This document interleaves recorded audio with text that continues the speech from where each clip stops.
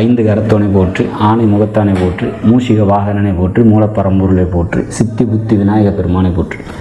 குருவே சரணம். இணையத்தால் இணையம் எங்களுக்கு வணக்கம். இது குரு பெயர்ச்சி 1/5/2024 வரக்கூடிய மே மாதம் மதியம் 1 மணிக்கு, அதாவது சித்திரை 18ஆம் நாள் திருக்கணித பஞ்சாங்கப்படி குரு பகவான் மேசராசிலேருந்து பயிற்சி ஆகி ரிஷப ராசிக்கு போகிறாரு. இந்த பயிற்சி பார்த்திங்கனாக்கா உங்களுக்கு சிம்மராசிக்கு எப்படி இருக்க போகுது அப்படிங்கிறத பார்க்கலாம். சிம்மராசியை பொறுத்த வரைக்கும் இது ஒரு மிக அற்புதமான காலம். ஏன் அப்படின்னா, இது வரைக்கும் ராசிக்கு திரிகோணத்தில் இருந்தார் குரு பகவான். இப்போ ராசிக்கு 10 அப்படின்னு சொல்லக்கூடிய தசம கேந்திரத்துக்கு வராரு. இப்போ 10ல் குரு இருந்தால் நல்லா இருக்காது. 10ல் குரு இருந்தால் அந்த தனித்தெரியத்தில் அவதயத்தி மெத்த உண்டு அப்படின்னு சொல்கிறாங்க. இப்போ நிறையா பஞ்சாயத்து தருன்னு சொல்கிறாங்க. 10ல் குரு இருக்கக்கூடாதுன்னு சொல்லுவாங்க.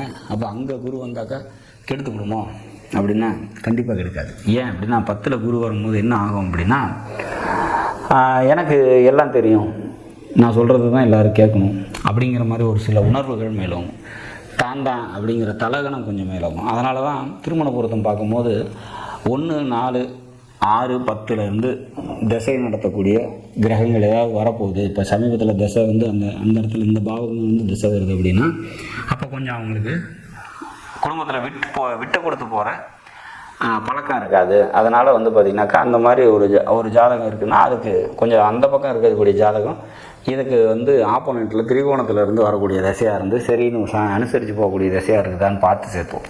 அப்போ அந்த வகையில் இந்த குரு 10ஆம் வீட்டில் வரும்போது இந்த குணக்கோளாறு அப்படிங்கிறது ஒரு சில இடத்துல ஏற்படும். ஆனால் பொருளாதாரம் நல்லாயிருக்கும்.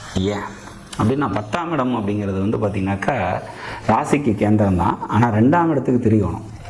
அப்போ 2ஆம் இடத்துக்கு திரிகோணம் அப்படின்னாக்கா, இப்போ கன்னி ராசிக்கு பார்த்திங்கனாக்கா திரிகோணத்தில் குரு இருக்கார். கன்னிராசி குரு பார்க்குறாரு. கன்னிராசிங்கிறது உங்களுக்கு 2ஆம் பாவகம், தனம், குடும்பம், வாக்கு, பேச்சு. இந்த இடத்த குரு பார்க்குறது மிக சிறப்பான ஒரு அமைப்பு. பொருளாதாரம் நல்லாயிருக்கும், வியாபாரம் முன்னேற்றம் அடையும், புரோக்கர் சம்மந்தப்பட்ட தொழில் செய்கிறீங்கன்னா முன்னேற்றமாக இருக்கும், ரியல் எஸ்டேட் சம்மந்தப்பட்ட தொழில் செய்கிறவங்களுக்கு நல்லாயிருக்கும், மாமன் வழி சம்பந்தங்களால் நன்மைகள் ஏற்படும், பொருளாதாரம் நல்லாயிருக்கும். சரி, சிம்மராசியை பொறுத்த வரைக்கும் 4ஆம் பாவத்தை 7ஆம் பார்வையாக பார்க்குறாரு. வண்டி, வீடு, சொத்து, தாயார் வழி அனுசரணை இதெல்லாம் அற்புதமாக இருக்கும். படிச்சுட்டு இருக்கவங்க படிப்பில் முன்னேற்றம் ஏற்படும். 4ஆம் வீடு சுகஸ்தானத்துக்கு குரு பார்வை. இது அற்புதமான ஒரு அமைப்பு. அப்போ சிம்மராசியை பொறுத்த வரைக்கும் 10ஆம் வீட்டில் குரு வந்துருச்சுன்னு பயப்படவே தேவையில்லை. சூப்பராக இருக்கும் அப்படிங்கிறத நம்ம உறுதியாக சொல்லலாம். பார்வை குரு இருக்கிற இடத்த விட பார்க்குற இடத்துக்கு வலிமை அதிகம், இதில் மாற்றலை. அப்போ கண்டிப்பாக இந்த பாவகத்தின் மூலயமா நன்மைகள் ஏற்படும் அப்படிங்கிறத உறுதியாக நம்ம சொல்லலாம். சரி, இது எல்லாத்தையும் தாண்டி அடுத்த பார்வை 9ஆம் பார்வைன்னு ஒன்று இருக்கு இல்லையா? இப்போ 9ஆம் பார்வை எங்கே இருக்குது? 6ஆம் பாவத்தில் இருக்குது. கடன், நோய், எதிரி இதெல்லாம் பார்த்திங்கனாக்கா சீராகும்.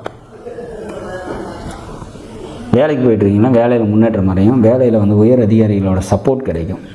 ஏற்றுமதி இறக்குமதி தொடர்பான தொழில் செய்கிறீங்க அப்படின்னா அதெல்லாம் முன்னேற்றமாக இருக்கும். தாயார் வழி உறவினர்களால், தாயார் கூட பிறந்தவங்களால் நன்மைகள் நடக்கும்.